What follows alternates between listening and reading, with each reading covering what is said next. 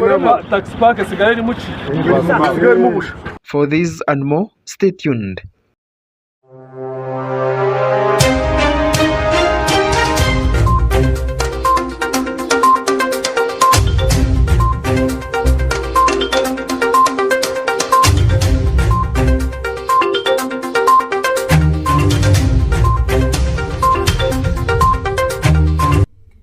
Dear viewers of Gntv, welcome back from the headlines, and now let's have our news in details.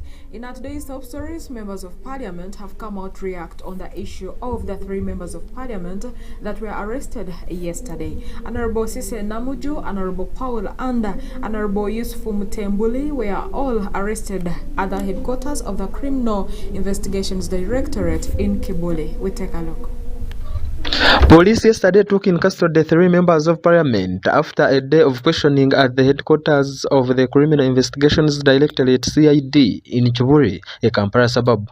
They are Yusufu Mutembuli, the lawmaker representing Bunyore East in Butareja district, his counterpart of Busiki constituency in Namutumba, Honorable Paul Akamba, and Miss Sise Namuju, the district woman representative for Rengo. All these members of parliament subscribe to the ruling National Resistance Movement Party, and the party caucus spokesperson, Honorable Brandon Chintu, last evening said they are yet to have a position on the same matter.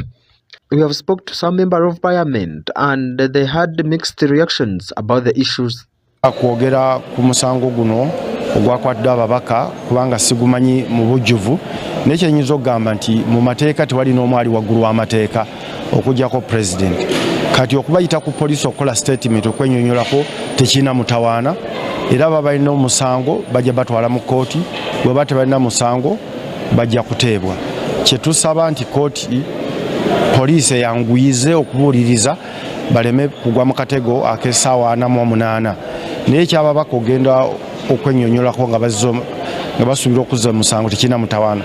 Naye kirala kigezaako okulaga nti ffenna ebifo ebyobuvunaanyizibwa tugezeeko biddukanya nga tugoberera amateeka ne tuvumiriza ofiisi zaffe.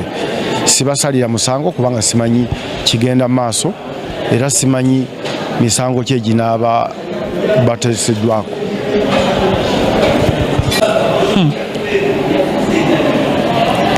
Ensonga eyo kitegeeza nti ebigambo bya president poliisi ebitutte era ekola omulimu gwayo, era nze njagala kusaba ebitongole byonna ebirwanisa enguzi mu ggwanga lino temutunuulira abantu abatono. Muntu yenna yenyigidde kulya ssente z'omusolo tulina okuba nti tubakolako, etteeka lirina okubakolako, so si kulonda nti ono ate MP tumuleke ate ono gundi tumuleke. Nedda, enguzi ebanguzi, enguzi ekosa bannayuganda bonna. So abantu bafuba nnyo okulaba nti basasula emisolo basobole okufuna services, naye abalala batuula bo banoonya engeri y'okubba ssente ez'omulimu omusolo. So nze njagala kusaba of course omuntu abantu ali innocent, abantu talina musango okutuusa nga bamutute mu kooti ne bamala process yonna ne bakizuula nti ddala wali enguzi. So tusuubira tulinze process egende mu maaso eggweyo, bw'oba ewedde nti ddala benyigidde mu kulya ssente z'omulimu omusolo bajja kusavinga taamu yaabwe.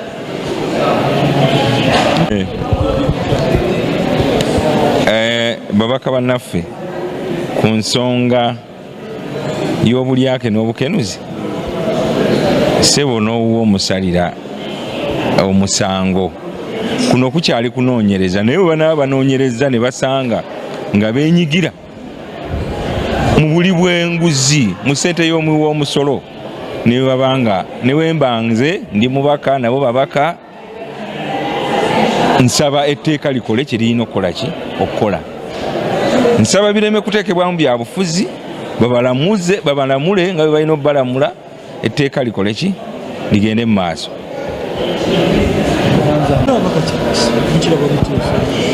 Okay, nga mbadde chairman wa committee okumala emyaka 7. Ekizibu kye tubadde nakyo nti buli kiseera tubadde tuwulira nti waliwo corruption mu parliament. Tiwaliwo ababaka abali corrupt. Naye nga tebasonga lunwe mu muntu nti ono tumusanze ali corrupt. Era olw'okuba tumusanze ali corrupt abonerezeddwa bw'ati.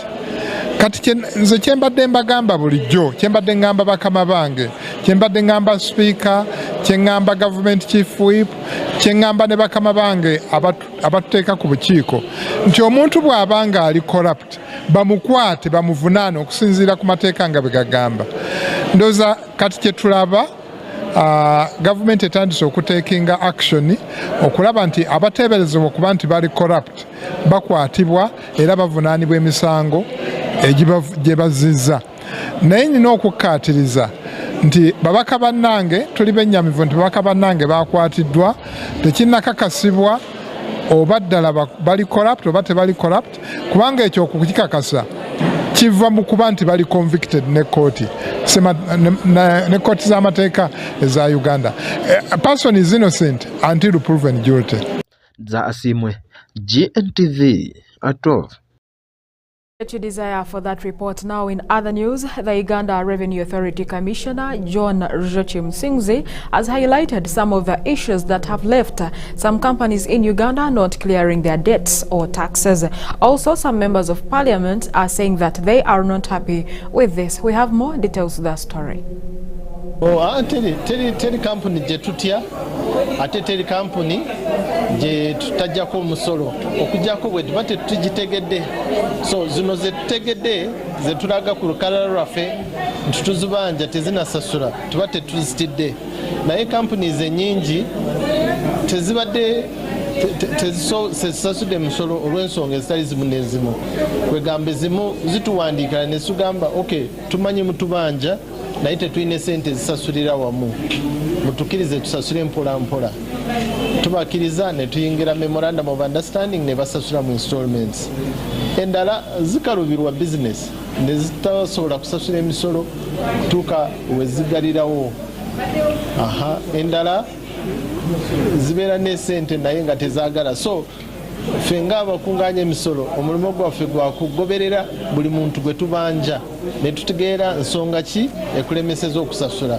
Tolina sente tukuwemu akaseera toyagala tukugoberere kubanga waliwo be tuweereza agency notices oba oziwulidde nazo batubuuziza lwakimuwa agency notices enyingi. Waliwo be tuwandiikira warrant of distress ne tubagamba bwe mutasasula tujja kutunda ebyammwe ng'ebyo byonna. So teri ekintu kyonna kye tutagezezaako ku recovering arrears. Ndwa abamagezi nti bwaba tewali tteeka nga likulemye kubanga twogera ku statutory instrument esobola n'okukolebwa mu nnaku 2 oba 1 oba si kyo n'oyimiriza okufulumya zaabu paka ng'okoze etteeka n'etteeka ne litwalira omwaka mulamba tukaaba ne tusinda obwavu ng'ensimbi tuzituddeko Katonda yazitutera wansi w'ettaka. Abatusinga amagezi ne bajja ne bazisimayo ne bazitwala. Minisita ajja tubuulira ayinza okuba alina ensonga ye. Endera mwe babanjiza ssente zino naye bye babanja bye bakama baabwe. Gamba omwewozi era omulyaza amaanya ye mukama wo yamubanja. URA terina kyeyinza kukola nga minisita wa finance atasasudde. Naye twagala tuddemu twetegereze abo be basonyiwa oba be basalawo okusasula emisolo bakozesa nteeka lupimo ki criteria ki okumanya nti ono ali strategic, is a strategic investor. Era twagala tusabye tumanye ne companies zino bannannyinizo be baani kubanga tuyinza okuba nga tuli awo nga bannannyini company be beesonyiwa emisolo nga royalties, income tax ku companies ezimayininga, pay as you earn n'ebirala tubadde tukunganya nga tufuna esente ezo ze tubadde tetukunganya olwa statutory instrument obutabaawo zezo za export ku gold that is processed. Well,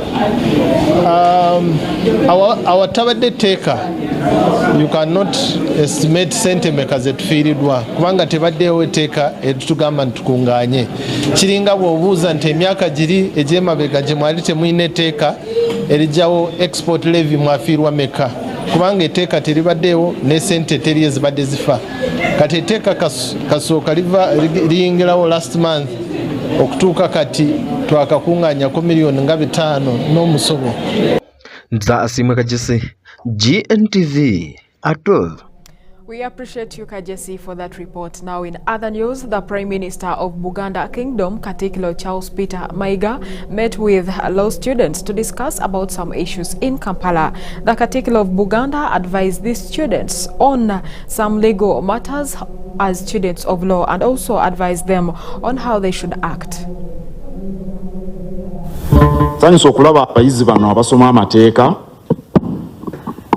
era mbakubiriza okulaba nti bategeera bulungi essomo lye baliko.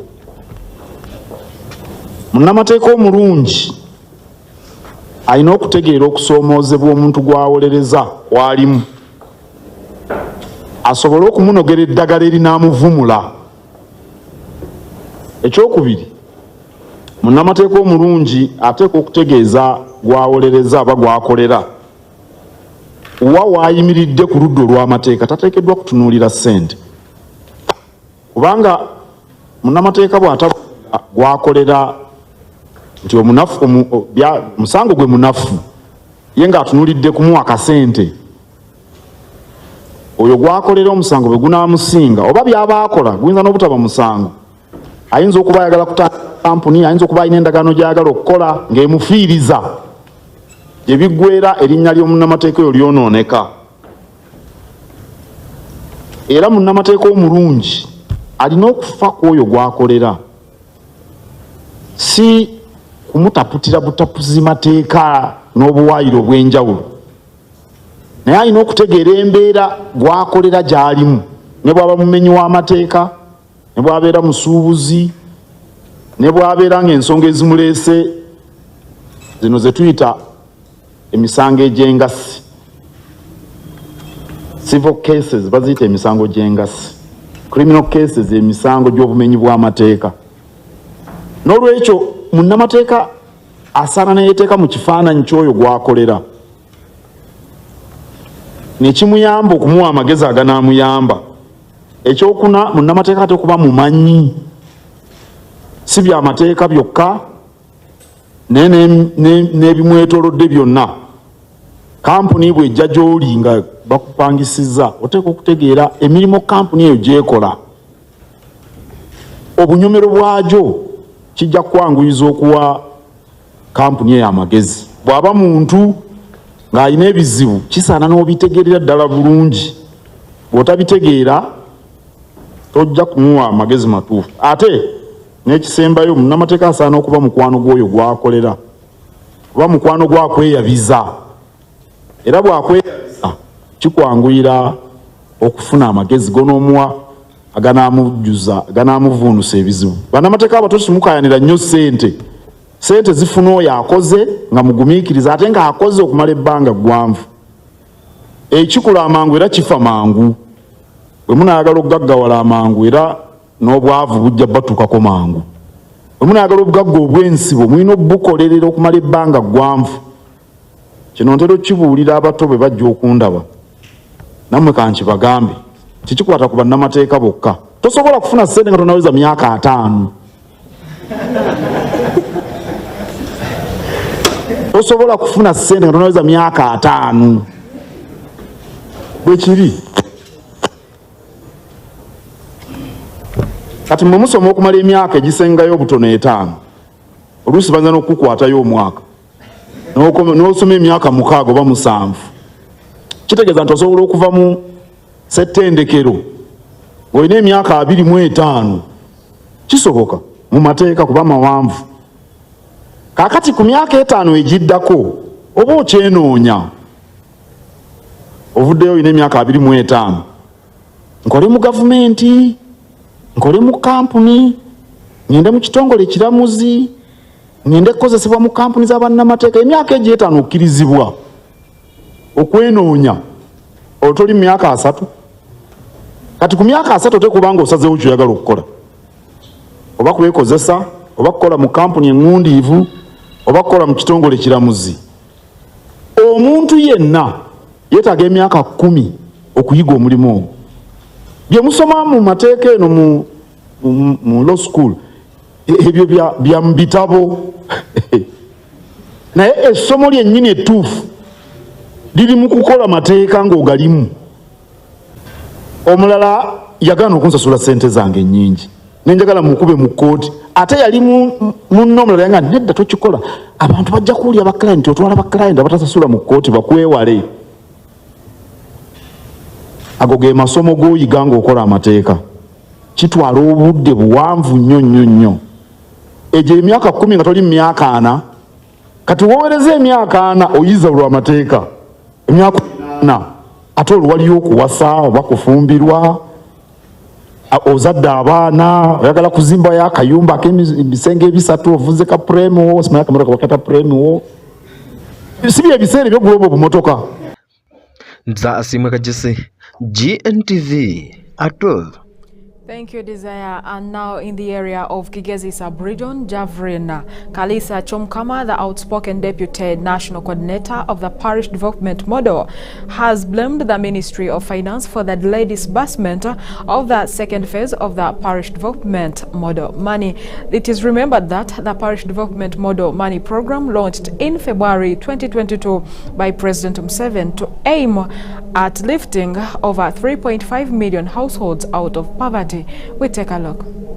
Javrin Kalisa Chomkama, the outspoken Deputy National Coordinator of the Parish Development Model, has blamed the Ministry of Finance for the delayed disbursement of the second phase of the Parish Development Model program funds. This statement was made during a 2-day workshop hosted at Bunyonyo Safaris in Kabale District, which saw Kigezi Sub-Region RCCs, LC5 chairpersons, cows, and commercial officers come together to find solutions to ensure the success of the Parish Development Model programs. If they concentrate, they don't get this money, they don't go to bars and also marry other second wives and then misusing the money.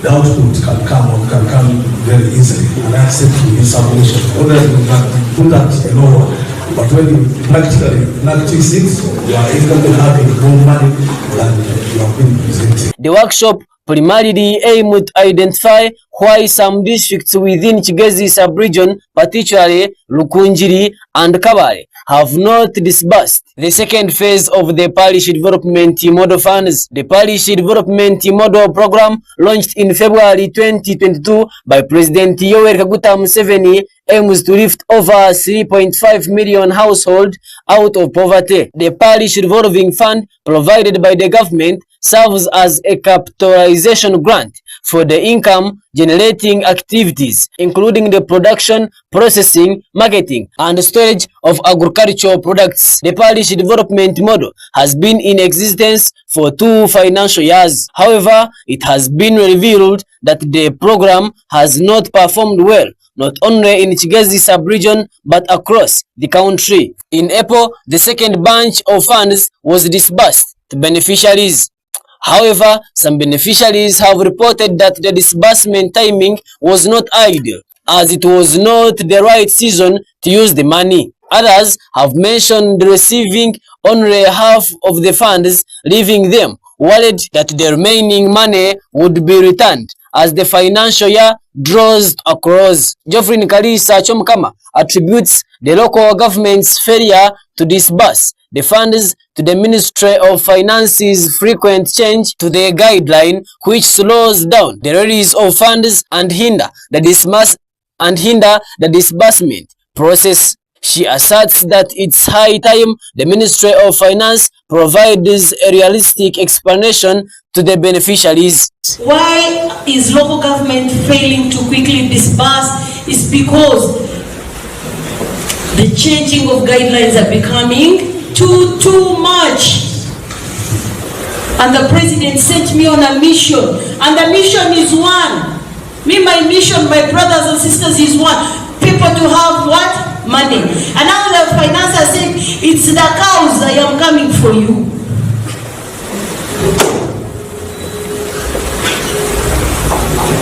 Because I have to show my master that I am working. Geoffrey Kalisa also criticizes the National PDM Secretariat for being relaxed in their duties and failing to address complaints raised by various beneficiaries. She emphasized that if the second batch has not been fully disbursed, there is a significant problem, especially since the funds are being disbursed during the dry season, which is not ideal for farmers. Not yet disbursed. Where is the problem? Remember, our mission is to get the 39% of people in Kigezi, people in Uganda who are in subsistence economy to money economy. Those who are in both agriculture and animal farming. For now, we have lost the season. Mr. Katede, this is to you, because you are from finance, right? You are from finance, and you are telling where did you disburse money now, for what a mistake. Kalisa revealed that over the past 2 financial years, the government has released over 1.5 trillion with 150 million per parish. She calls on the leadership to collaborate closely with the Parish Development Model Secretariat and the Ministry of Local Government to ensure the success of the Parish Development Model Program. The government has so far invested over 1.5 trillion Ugandan shillings, 150 million so far per parish. I want to show you that's a lot of money. So, that's for the last 2 financial years. Soon, another 50 is doing what? It's also coming. At the wrong time for those who are in agriculture. For those who are in animal farming, it's okay. It's healthy, right? But for these ones in agriculture, zero. That's why you see the finance man has run out. Currently, the Parish Development Model Secretariat is on country-wide tour to evaluate the program's performance. This program represents the government's latest effort to combat poverty and drive economic transformation. For Gntv at 12, Clinton Mjomba in Kigezi sub-region.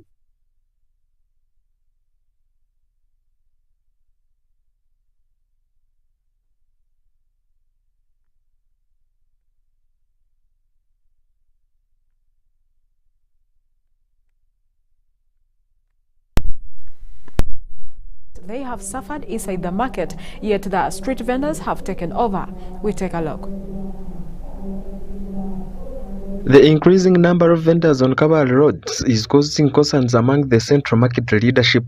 The leaders are alarmed that these street vendors are selling the same items as those in the market, particularly food items, which is impacting their businesses.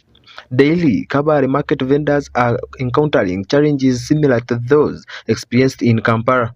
Vendors have occupied various streets, setting up food baskets and other stores, effectively turning these areas into bustling marketplaces. This situation is in direct defiance of a directive issued by the local government minister, Rafa Magezi, who instructed Kabale Municipal Council authorities to regulate street vending. Tiza hanuya temeyo mutawuneji uteko kumani nubwa kwano yosya muchomo nubwa kwano kanuka nubwa kwano fukegali nutiko kumani ngo ino murugo ko mukansini fata kozirecho niza kushanga umuntu arahanuya ariko kuzoburunga aine kuka aine license akushashura umushoro we rero heri yakadu ariyo muntu nabona kuzoburunga taraha license yo how will you operate? So there is no street vending, it's not allowed. Alex Muhumza, the chairperson of Kabale Central Market, notes that the rise in street vendors has significantly affected market operations. Ensonga ejeri kutubonabonesa abogitwe nk'abakorera mu katare aba fresh tuyine ekizibu ky'omutembeya ebintu ntugenda tubigura tubita mu katare bifa ahabwokuba twine kasitoma bafutaho omuntu omutembeya noreba nahika omuntu wa buriizu ahari kandi omuntu wa buriizu yaza kubona ebintu ebyo natakitaha mu katare mbwenu omutembeya ari kutubonabonesa munonga. Muhumza further highlights that municipal council authorities have not done much to fight street vendors, yet they have thought that the council is responsible for implementing and regulating street vending. Ekizibu na council nteekateeka undi yakubene controllinga business zitu z'omu katare kunkate kukira kubifako ahabwokuba nikyo kureebera omutembeya aheru ni mwingi kukira n'omuntu ori omu katare council tekikozire ahabwokuba kwekikozire tibakwebakirwa mwene iyo council tindi kumanya n'okutunga akasente bakata omu nsaho akana kwakwata omuntu yahirwa akamubona aine entemere y'enyanya aine entemere y'obutunguru yamukwasa 10 nzibaze nayagura yagenda mwene council yo nimbi munonga bikwate nitwa basuuzi. The market vendors are questioning why the municipal leadership has not taken any action. They are frustrated that their efforts to maintain their business are being undermined by the unregulated street vendors. Some Arnit, a chairperson of Central Division, acknowledged the difficulty in collecting taxes from market vendors under these circumstances. He warns that force might be used to clear the streets if necessary. The minister was trying to re-echo the position of the president and the position of cabinet that hawkers must get off the street so that we can utilize all public markets that the government has constructed. Number two, to also avoid a number of challenges that come with hawking. Of course, as council, as leaders who are managing this town, you cannot go into markets, collect revenue, go to shops, collect revenue, and then also allow people to hawk on the streets, because it must work hand in. It's something that must be a two-way.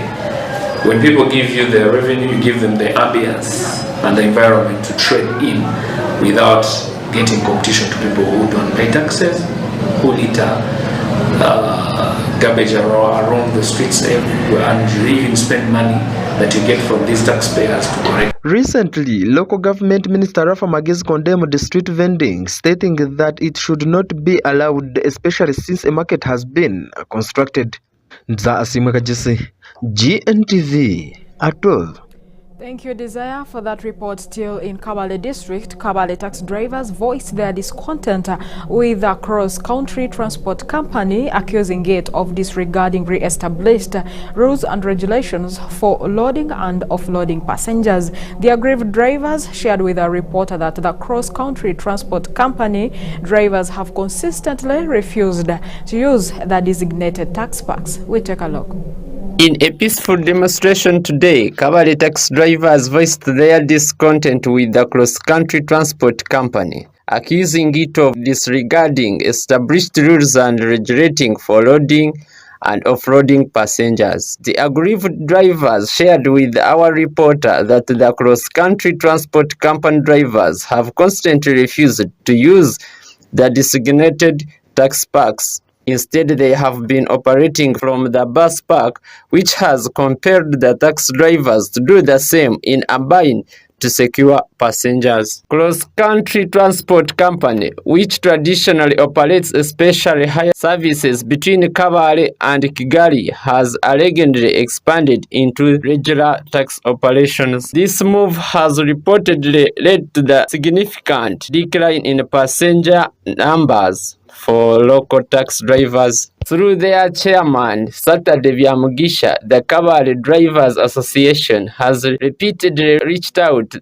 the government officials in the Kabale district for intervention. He says that despite numerous letters and appeals, no action has been taken to address their concern, adding that this lack of response prompted today's peaceful demonstration as a means to publicly express their dissatisfaction and call for immediate action. Abashaka tukabagambira ngo aheru tarukupakira tarukupakuru itwe twayikiriza hagira bagira ki abajema bayanga ari natagatekerizo bayanje bakayemera mu bus park reka nitwa rero twaza kugira ki bashanga mu bus park atwema taxi park sigara iri muki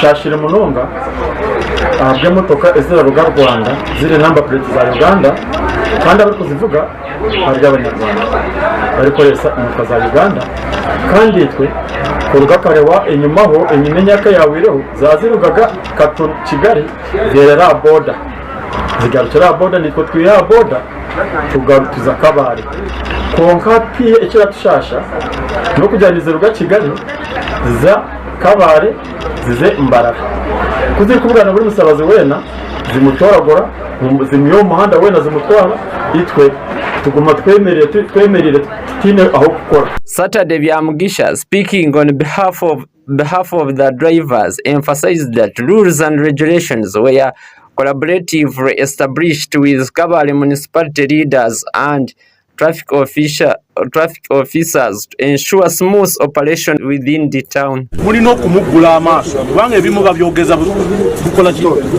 butamanyana butalaba atemwe ekirala kye mwerabira nti mwalonda abakulembeze mutrustinga abakulembeze bamwe okay kibaba batuse kuba baba bakituseko mu mpapula ze walabe z'abasajja awo waliwe bagamba nti tujje mu park naye tuli kukikola olw'obuntu ki bulamu kubanga bwe babeera nga omulimu gwe bali kukola gwe gumu oguli kukola mu paaka ate nga paaka ebafunidde ekifo then bajje mu ki mu paaka naye bw'ojja n'ogamba nti enjala etuluma enjala ekuluma ani akuganya okugenda because we want both taxes to coexist in most countries taxes coexist with the local taxes here so we want them both parties to maintain law and order as we convene tomorrow to see how we can resolve this impasse. He adds that these regulations designate specific points for loading and offloading passengers. However, cross-country transport company disregard for the rules has disrupted the system, leading to unfair competition and difficulties for those who comply. The peaceful protest highlighted the frustration of the local taxi drivers, who stressed the urgent need for enforcement of established regulations. Byamugisha reiterated their commitment to operating within the legal framework and argued the relevant authorities to take immediate action against cross-country transport company to restore order, fairness in Kabale transportation sector. The main issue is concerning with the cross-country transporters company, which comes from Rwanda, Kigali, and to Uganda. It comes to Kabale, goes to Mbarara, and goes to any other places that I even don't know. So these vehicles have become a problem because they take passengers which these other vehicles should be taking. They don't enter the taxi park, they load from outside, mainly in the bus park, which the bus park is prohibited. It is a prohibited place. Nobody should load, no taxi should load from the bus park or offload from the bus park. But that is where they put their offices and do their business, which we are not aware. Tatekereza ekitwine n'okugira ngu omuhanda ogu turakoreramu nezo motoka nimwe zirakorera zitandikire gukora taxi zaruga aha murimo gwazereze kandi titwamanya n'ekigendererwa kyazo ziratwara emigugu zitwara abasabazi tutamanya ekizireetera so nicyo kitureterere kugira ngo tubuze habo ubushobozi turebe bo barabimanya ko barabimanya emirimo iroko ishime gukorwa abantu bari kuruga mu gani mahanga then twe twashitama twabone cyo. For GNTV at 12, Clinton Nahabwe Mujomba and Gumsiriza Alex in Kabale district. Thank you, our reporters, for that report from Kabale district. Our dear viewers of GNTV, that report brings us to the end of our today's bulletin. But before I sign out, let's take a look at our headlines.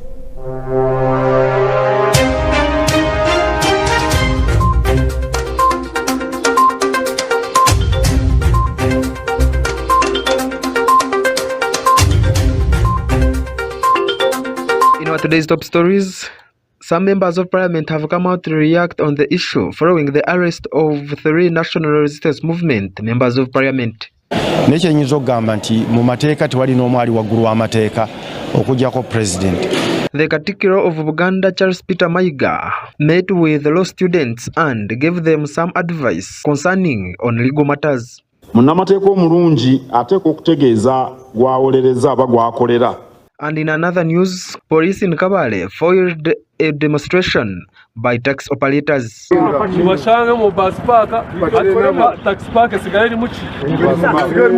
For these and more, stay tuned.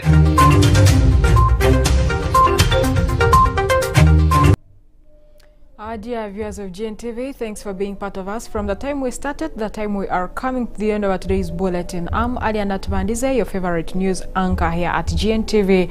Up next is a lunch hour service at King of Kings Church. Please come and attend with our beloved Lord Bishop Dr. Silas Tayebwa. Good afternoon.